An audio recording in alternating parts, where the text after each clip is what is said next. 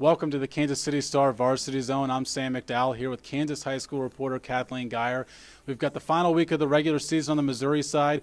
We're starting district play on the Kansas side, and that's where we're going to get started this week. What should we be watching for out there this week, Kathleen? My game of the week is Mill Valley at St. James Academy.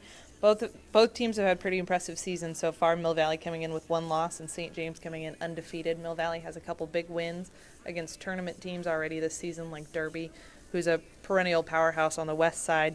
And then St. James hasn't faced a test as good as Mill Valley yet, but it'll be really interesting to see how they react in this game.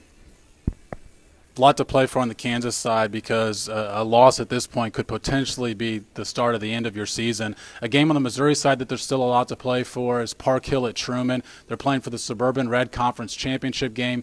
Both teams can really run the football. Truman with Jordan Salima and Dean Clemens. Park Hill's got a couple of running backs that can really run the football as well. So the key there, I think, is which defensive line can step up and stop the run for the other team. But back over to district play on the Kansas side. What else should we be watching for this week?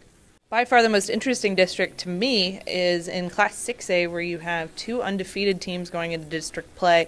Lawrence played on Thursday night, though, against Olathe Northwest, and then Olathe North will play Olathe East. So you have three of the top Sunflower League teams all starting district play together, and although these don't go into the league standings, still some good rivalries there. Some more things to watch for on the Missouri side. You've got Fort Osage coming off its first regular season loss in September of 2012. They lost to Liberty North last week. They play at Raytown this week. We'll see how they bounce back. Then you've got Kearney against Grandview. Kearney looks like a state championship contender in Class 4. Grandview can still claim a piece of the Suburban Blue Conference Championship if it pulls out the upset. So a lot to watch for on both sides of the state line this week. Make sure you check out our coverage in the Kansas City Star and at kansascity.com. Thanks for joining us.